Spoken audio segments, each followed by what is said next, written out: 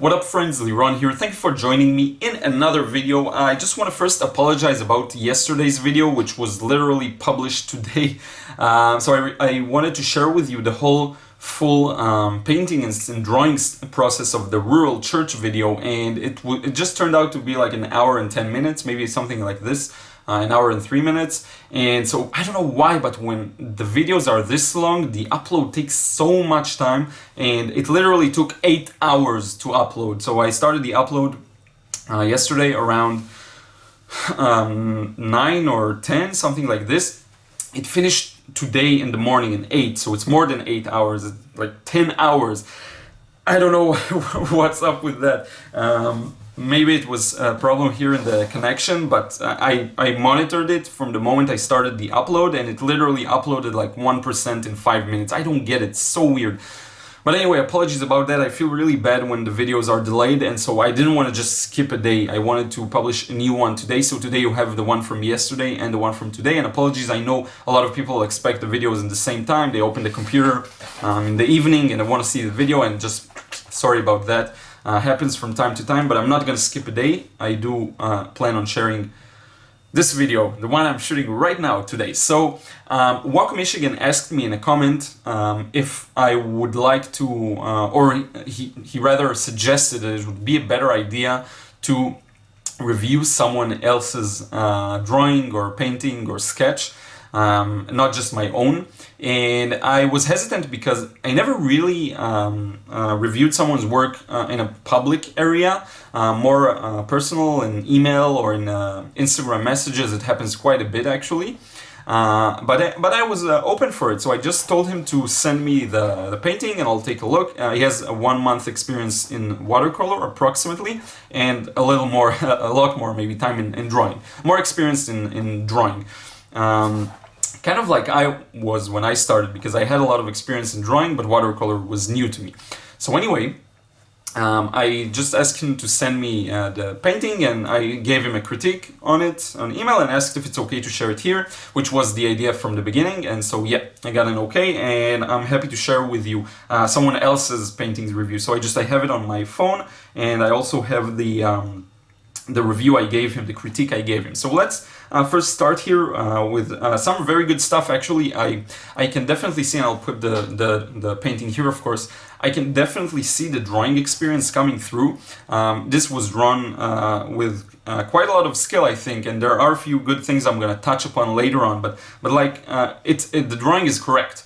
Which is something I like, and this is worth actually stressing and maybe stopping for a while and talking about that.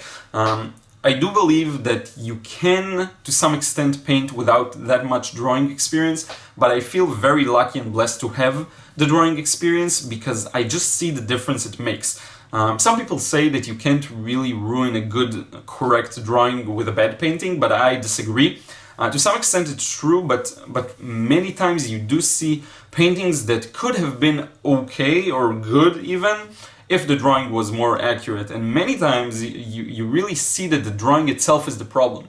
And so I'm really happy to have that drawing experience in advance, because I know it's not to be taken for granted. A lot of people just get into painting, and drawing is really hard for them. And this is why also, and I'll put a link in the description box as always, this is what I tell my course students, like even if your goal is to paint, you need to get down the basics of drawing. It's really significant. So anyway, what I like about this one definitely is that the drawing experience comes through.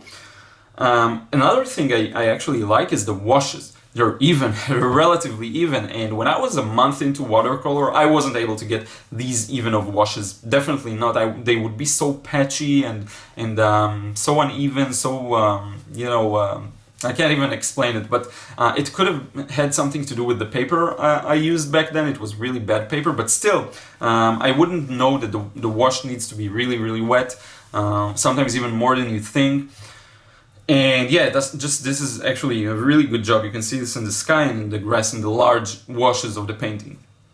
So let's talk about a few things that can be improved with this one. So the first thing I would say is the composition.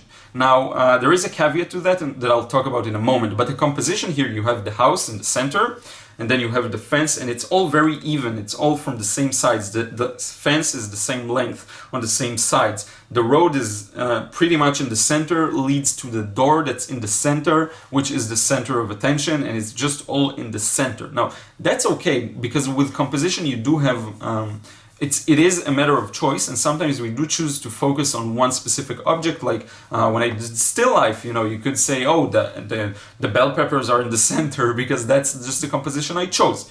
So it could be okay if you have a statement you want to say and you want to put everything in the center.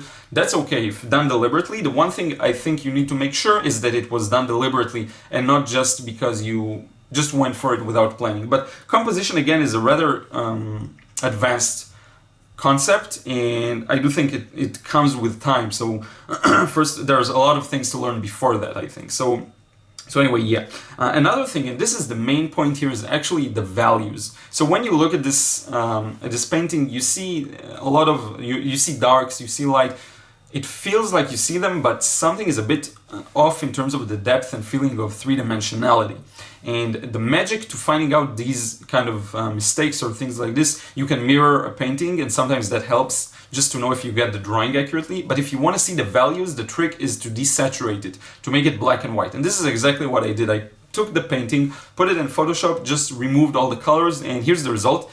And you can now see, after it's black and white, you can see that the painting basically has two different values, just two main values, levels of darkness. You have the same value for the sky and the roof. They literally merge with each other, and a similar value, perhaps a little darker, for the grass, and then the walls that are left light.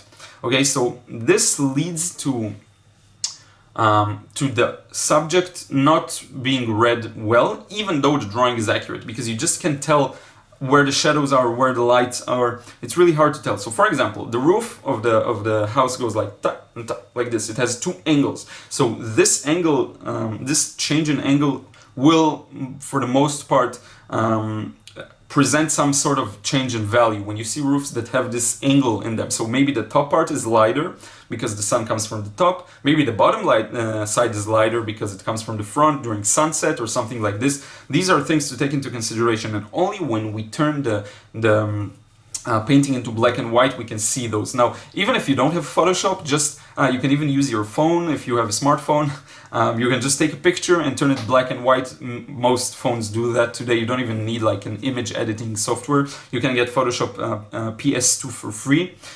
So anyway, yeah, this is it in terms of the values, and this is, I think, the key part here. One other thing I would mention in the same part is that there aren't strong contrasts aside from the part where the grass touches the wall of the house. So this is something definitely to take into consideration as well, because you have there are a few shadows. There is a shadow under the window which doesn't read that well. I don't know if it was deliberate or not, but anyway, yeah, the values could use some more work just to create that variety. And the third one, which can be also minor and not that significant, but still I think is important, is the color selection, which is relatively bright. So if you look at the way the color looks now, and I probably switched it to the painted version now, you can see that the colors are very bright, they're very strong. The sky is strong blue, the grass is strong green, and this is fine, and it can definitely work in very sunny days. You may get something similar to that, but for the most part it's not like that. This could have been corrected, or maybe it would have looked better if the values were more varied, okay? But I do get a strong sense of that being an issue, especially with the grass, and this is a good opportunity to mention. So the grass could definitely have a little more variety in the colors, themselves, because grass, and I hear this mentioned here and there, that grass is one of those things that tend to look really flat if you don't vary the green. And I wouldn't necessarily say it tends to look more flat than other things, but I just think that because we're used to seeing grass in real life with variety, even if we don't notice it, that's what makes it flat in painting. So for example, when you look at fields, maybe it's like a rural area that just has some patches of grass. Maybe it's fields where they grow cotton or fruits or vegetables. the green is always varied. There's always some yellow in it or some red in it, and some different types of green. There are cooler greens, like more like the Viridian, and then there's more like olive or sap green. And it's really important to have that variety of greens, because when you don't have it, it does tend to look flat, and in this example, the grass. So it does have some variation, but I think it may be just because of the different brush strokes. Yeah, so this is it. Now, I just want to wrap up with saying that I really like the way the scene is simplified. So if you look especially on the roof, you can see that he didn't draw every single shingle of the roof. He kind of hinted at them. The wall texture, it has this jagged texture with the stripes running across, I think, something like this. Or maybe it's bricks, I don't know exactly, because I didn't see the image that this was based on, or the scenery, or maybe it's from imagination. But if it's straight lines like this, I like the fact that he hinted at them. He didn't just draw them too much of them, because what happens is when you look at a real scene, your eyes and your brain can't really comprehend everything it sees. So a lot of the things it just sees in the peripheral vision and just translate them to an image you can understand, but you don't see all of the different details, and literally, even if you look at a house's shingles, you don't even see them sometimes. Even when you focus on them, some of them get swollen up, especially when it's a scene that's in the distance. Okay, so you do not see them, even from far away, for sure you don't see them, and you need to simplify, but even up close sometimes you won't see them. So anyway, yeah, this is something that's done really well here, and it's definitely thanks to probably the drawing experience, so I like that a lot. And yeah, this is it. I feel like this is a really good and comprehensive critique of the painting, and the things that could be improved, and the things that were done really well. If you want me to do the same for you, feel free to email me with your drawing, and I'll see how we can make it work with your painting, whatever it is. My email is in the channel information, so you can go there and send it to this email. Also, if you prefer that I first give you the critique and then we decide if I will share this video, I'm totally up for it. Let me know when you email me. And yeah, this is it. I hope you enjoyed this video. And again, apologies about yesterday. I'm not skipping a day. I will publish this one today as well. Thank you so much for sticking around. If this is the first video you find of my channel, check out the other ones. I think you will like them. And also don't forget to subscribe, follow me on Snapchat and Instagram, and I'll be so thankful. Thank you so much, and I will see you again tomorrow.